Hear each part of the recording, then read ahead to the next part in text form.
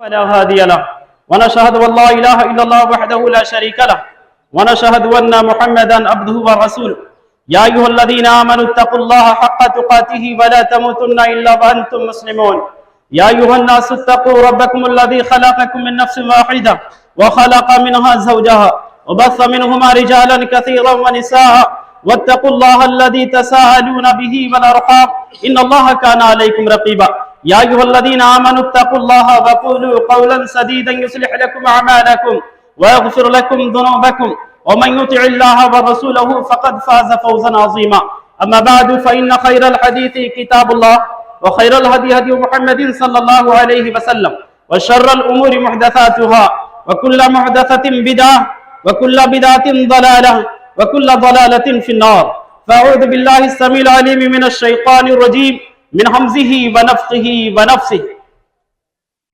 فلما أسلما وتله للجبين رب اشرح لي صدري ويسر لي أمري واحلل عقدة من لساني يفقه قولي ربي زدني علما اللهم ربي زدني علما سبحانك لا علم لنا إلا ما علمتنا إنك أنت العليم الحكيم.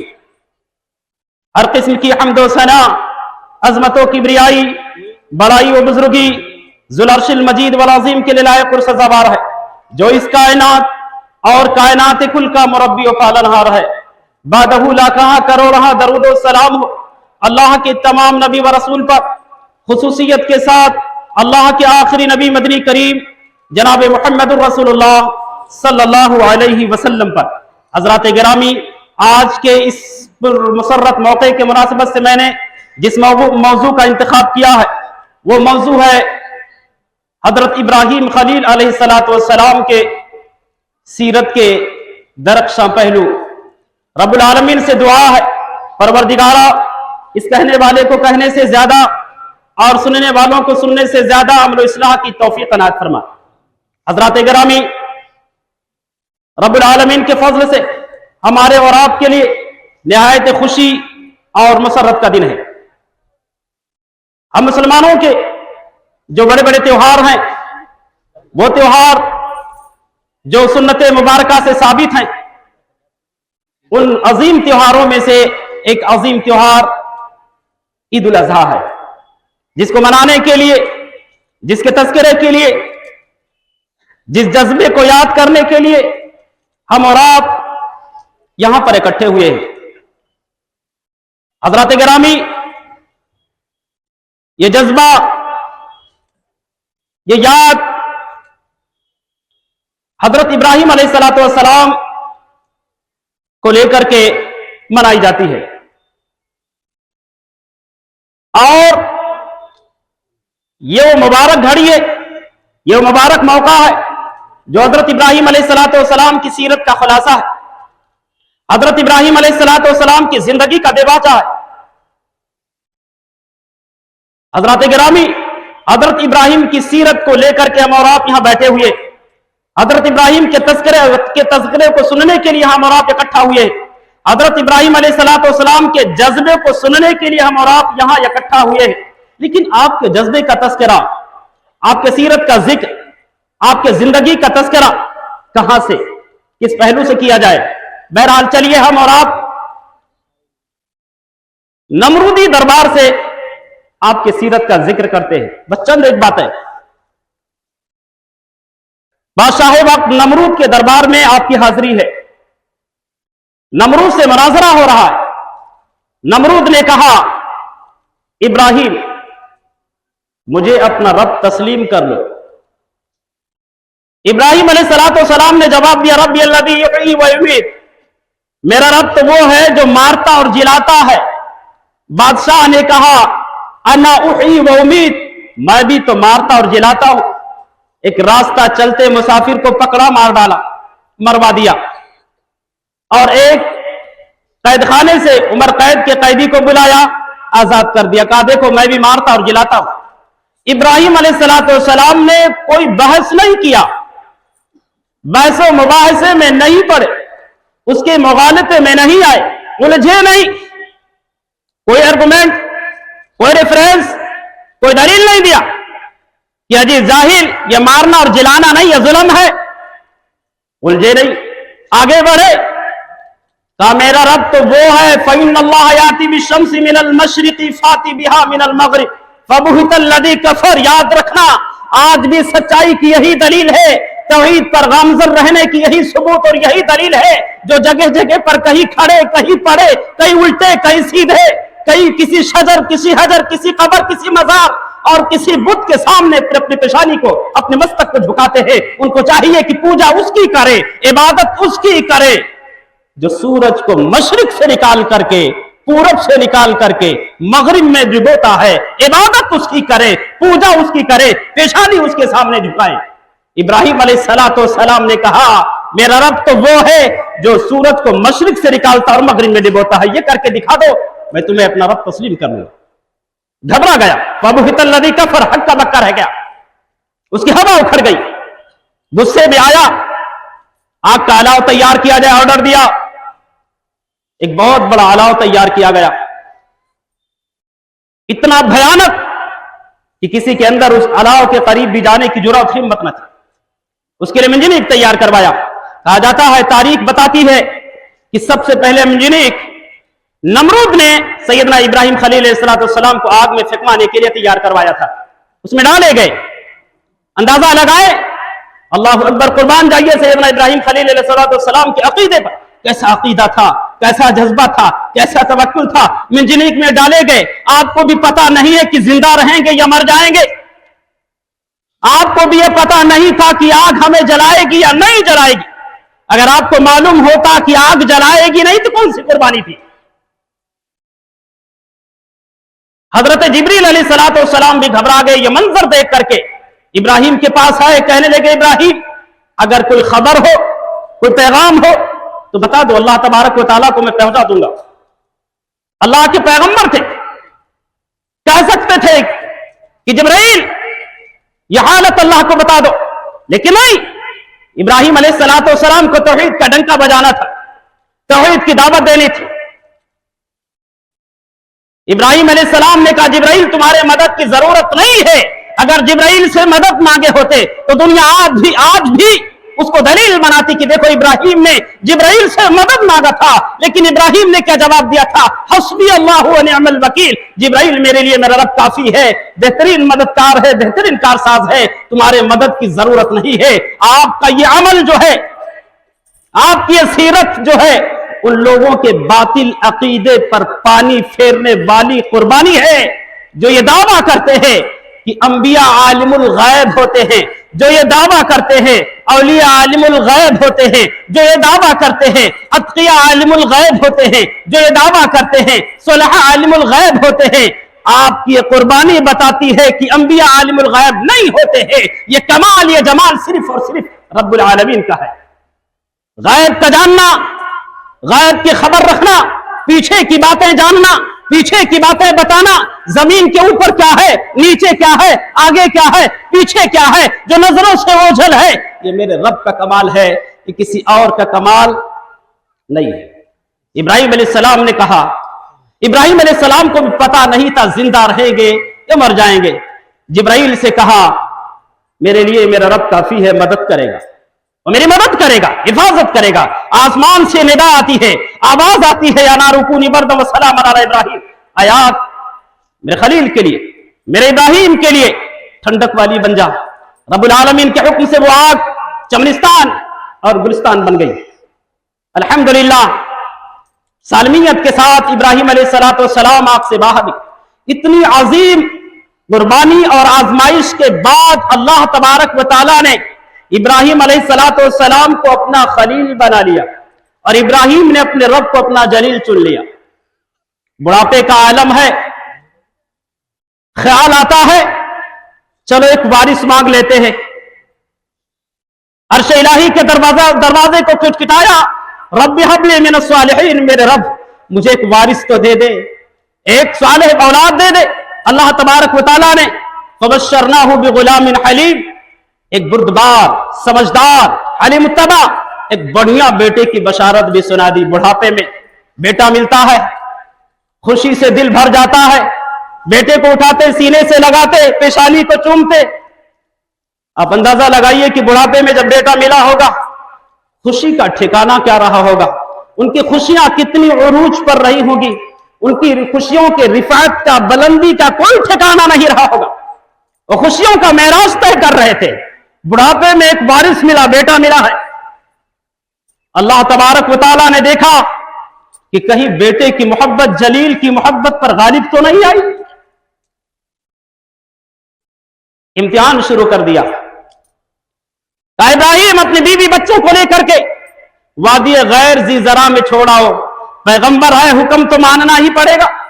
بیوی اور بچے کو لیے گھر سے نکلے، چلتے جا رہے ہیں. پورا بدن تھکاوٹ سے چور ہے، تھکت بہت زیادہ.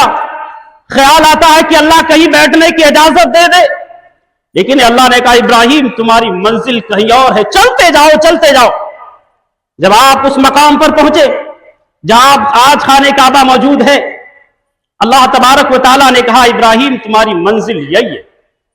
بیوی اور بچے کو چھوڑا، واپس لوٹے، اللہ کو مخاطب کیا، ربنا انی اسکنت من ذریتی بواد غیر ذی زرع عند بیتک المحرم الہی، تیرے قابل احترام گھر کے پاس میں نے تیرے حکم سے بیوی بچوں کو چھوڑ دیا. کھانا نہیں، پانی نہیں، یہاں پر کوئی سبزہ، کوئی ہریالی نہیں ہے.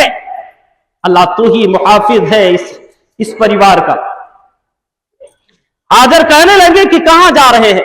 کوئی جواب نہیں. کہاں جا رہے ہیں؟ کوئی جواب نہیں. کہنے لگی کہاں جا رہے ہیں میرے سرتاج؟ کوئی جواب نہیں دے رہے.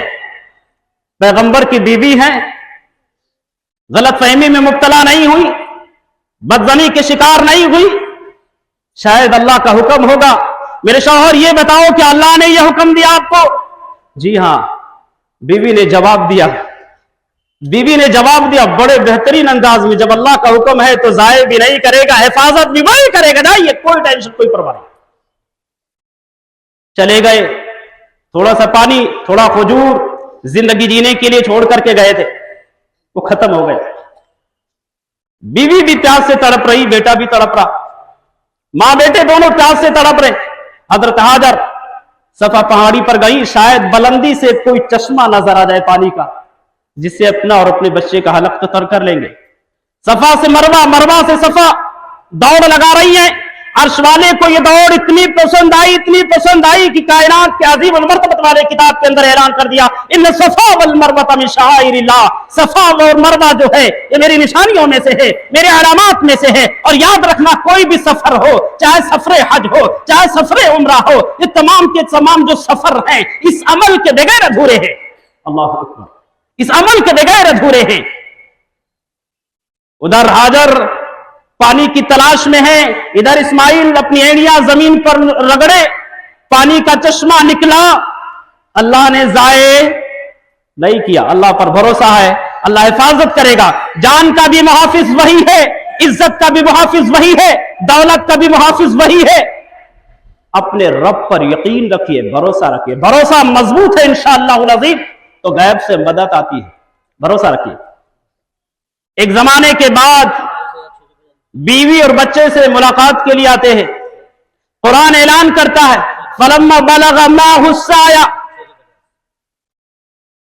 جب وہ بچہ دوڑ بھاگ کرنے کے قابل ہو گیا، ہاتھ بٹانے کے لائق ہوا، چلنے پھرنے کے لائق ہوا. اب اندازہ لگائیں کہ آپ کا بیٹا جو بڑھاپے میں میرا بڑی محنت و سماجت کے بعد، آہوزاری کے بعد اگر کوئی اولاد مل جائے، اس کی محبت، اس کی چاہت، اس کی الفت دل میں کیسی ہوگی. اور بیٹا دوڑ رہا ہو آپ کے سامنے، آپ کے نظروں کے سامنے، آپ کی محبت کتنی عروج پر ہوگی یارو. اسماعیل علیہ السلام جب چلنے پھرنے کے قابل ہو گئے، ابراہیم علیہ السلام ملاقات کے لیے آئے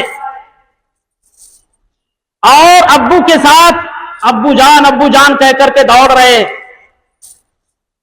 ابراہیم علیہ السلام نے اسماعیل کو سینے سے لگایا. زمانے کے بعد ملاقات ہوئی ہے، خوشیوں سے دل بھر گیا، امڑ آیا، پیشانی کو چوما. اللہ نے پھر آزمایا.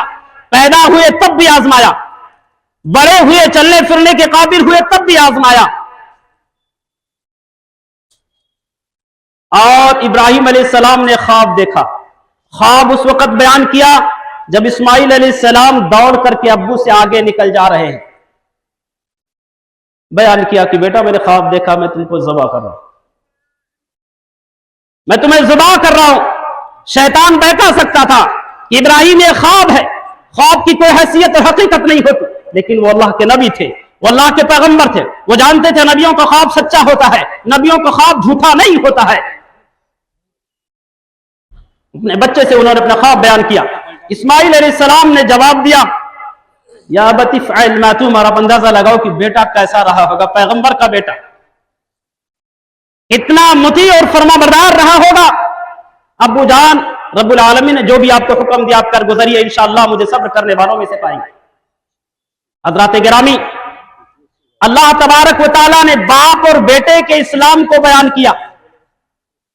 ہمیں اسلام وراثت میں ملی، باپ دادا پرکھوں سے ہمیں اسلام ملتا چلا آ رہا۔ اسلام کی کوئی حیثیت نہیں ہمارے نظر میں، نماز پڑھے نہ پڑھے، روزہ رکھے نہ رکھے، حج کرے نہ کرے، قربانی کرے نہ کرے، صدقہ دے نہ دے، زکوٰۃ دے نہ دے، کوئی فرق پڑنے والا نہیں۔ اللہ تبارک و تعالیٰ نے ان کے اسلام کو بیان کیا۔ فلما اسلما، جب دونوں مسلمان ہو گئے، دونوں رب العالمین کے فرمان کے تابع ہو گئے، وَتَلَّهُ لِلْجَبِينِ، اور منہ کے بل زمین پر گرا دیا بیٹے، چھری گردن پر رکھ دی، چلا دیا۔ آسمان سے ندا آتی ہے، آواز آتی ہے، قَدْ صَدَّقْتَ الرُّؤْيَا إِنَّا كَذَلِكَ نَجْزِي الْمُحْسِنِينَ، ابراہیم بس کرو، بس کرو، آزمائش میں تم کامیاب ہو گئے۔ اس کامیابی کے بعد ابراہیم علیہ السلام کی یہ ادا اتنی پسند آئی، اتنی پسند آئی کہ قیامت تک آنے والے لوگوں پر اس ادا کو ضروری قرار دے دیا کہ صاحب حیثیت اگر کوئی ہے اور اگر اس پر عمل نہیں کرتا ہے، اللہ کے نبی نے کہا میرے عیدگاہ کے قریب بھی نہ بڑھ کے وہ دور ہی رہے، عیدگاہ میں آنے کی ضرورت نہیں ہے، طاقت رکھنے کے بعد بھی اگر وہ قربانی نہیں دیتا، اللہ تبارک و تعالیٰ نے اس کے بدلے میں ذبح عظیم دیا، ایک بہت بڑی قربانی دیا، ایک بہت بڑا اعزاز دیا۔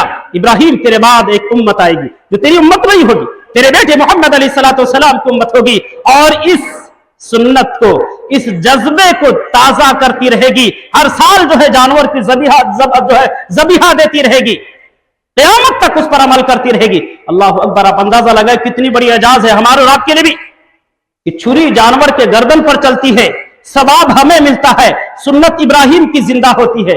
اللہ اکبر۔ حضرات گرامی، یاد رکھنا یہ پورا واقعہ آپ علیہ السلام کی پوری سیرت جو ہے ہمیں اور آپ کو سب سے پہلے توحید کا پیغام دیتی ہے، اس کے بعد ہمیں اور آپ کو اطاعت و فرما برداری کا پیغام دیتی ہے۔ یہ جانور کے گردن پر صرف چھری چلانے کا نام قربانی نہیں ہے، اپنی انا پر چھری چلانا ہے، اپنے غرور پر چھری چلانا ہے، اپنے تکبر پر، اپنے کرائم پر، اپنے جرائم پر، اپنے معصیات پر، اپنے نافرمانیوں پر، جو صبح و شام غلط کام کرتے ہیں، ان تمام کے تمام کرائم اور جرائم پر چھری چلانے کے بعد جانور کے گردن پر چھری چلانا۔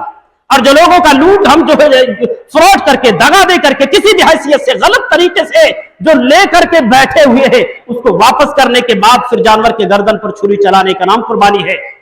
حضرات گرامی، اسی طریقے سے آپ کی سیرت جو ہے ہمیں اور آپ کو پیغام دیتی ہے کہ حضرت ابراہیم اور اسماعیل کی توحید اپنے زندگی میں لانے کا نام قربانی ہے۔ جانور ذبح کر کے گوشت کھانا کھلانا یہ صرف قربانی نہیں ہے، بلکہ اس توحید پر عمل کرنا جو توحید ابراہیم اور اسماعیل کے زندگی میں موجود تھی۔ ایک چیز کو ایک عمل کو لیتے ہیں، دوسرے عظیم عمل کو چھوڑ دیتے ہیں۔ ایک کون سا جذبہ، ایک کون سے اخلاص، ایک کون سی محبت اور چاہت ہے۔ حضرات گرامی، اسی طریقے سے میں بڑے ادب کے ساتھ کہنا چاہتا ہوں کہ حضرت ابراہیم علیہ السلام اور اسماعیل علیہ السلام کے اندر جو اطاعت و فرما برداری کا جذبہ ہے، اس جذبے کو اپنے اندر پیدا کرنے کا نام قربانی ہے، صرف جانور کے ذبیحے کا نام قربانی نہیں ہے۔